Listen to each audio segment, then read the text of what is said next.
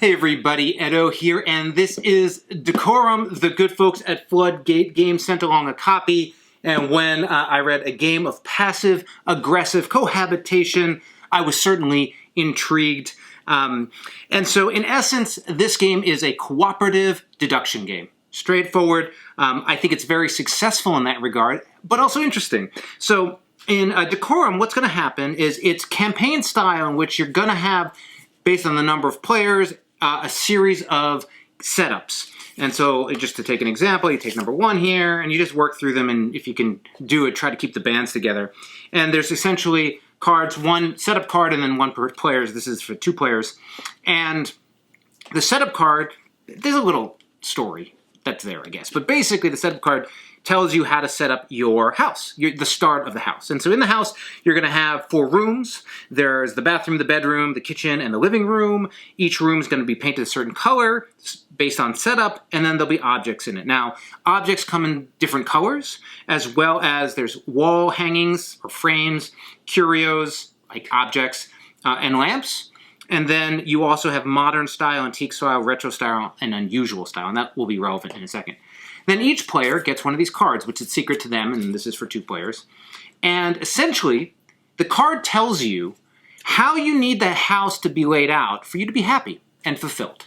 And so, for example, I guess I don't want to give example because it's campaign, sorry. But basically, it could be like, you want all the colors to be the same, like you want every room to be painted the same way, or you want no room can have different types of objects, or the object should match the color of the room, or a room is empty, or like you have all these conditions.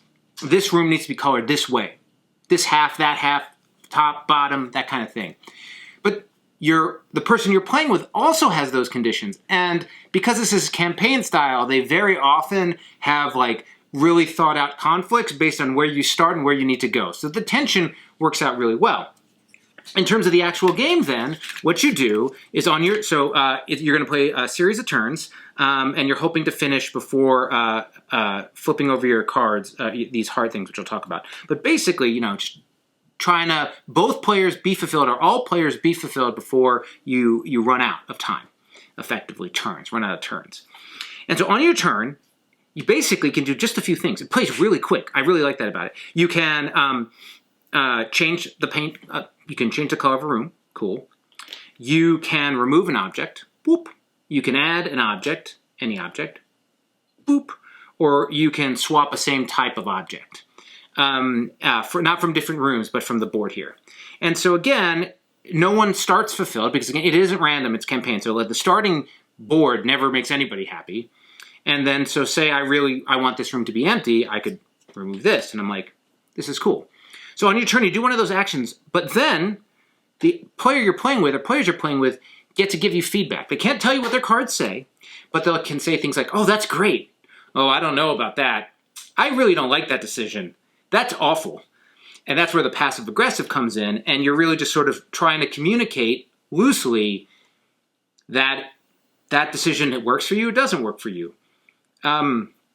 And then you're just going to be flying through it, like, especially with 2 players. I played this with my wife, but even with lots of players, it's like everybody does their thing, and you move. You move the turn token. Move the turn token.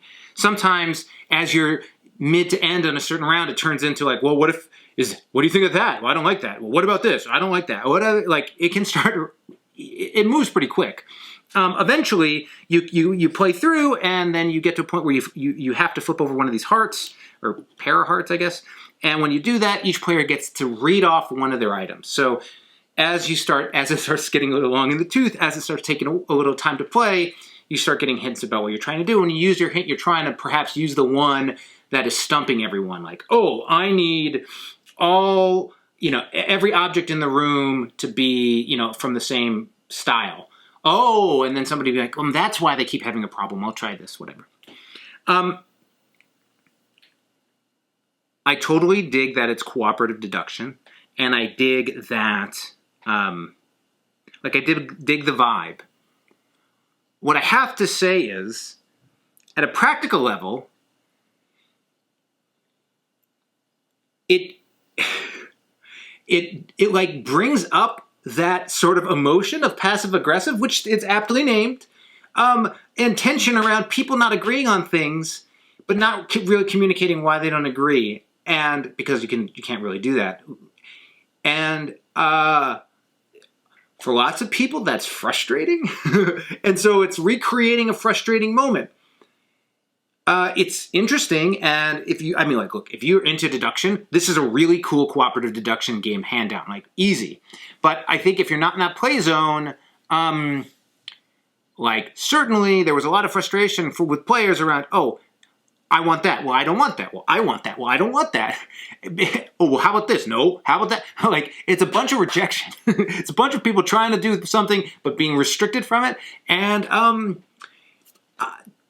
that's not an emotional place everyone wants to go for a game or game night. So I think that's worth noting. I really will say it's a very nicely executed version of cooperative deduction that feels smart. There's more stuff in the box actually than I pulled out because I don't want to reveal, but there's a little bit more that goes on as you play, and to keep it interesting and novel. But the overall core mechanic of it works well. So it's definitely worth your attention. This one might be a try first, especially if you see it and you have the opportunity to try it, I think it's worth trying. It creates a very interesting dynamic that's worth playing. Whether you want to buy it or not, I think, again, if what I said sounds like tension in a bad way, it probably is tension in a bad way. But if it sounds engaging and interesting, you'll probably enjoy it. Anyway, this is Décorum. Hey everybody, Edo here, and thanks for watching Gaming with Edo. Reviews over here on this playlist, League and Insider videos over here on this one. Subscribe, share, all that good stuff. But most importantly, play some great games. Thanks. Bye.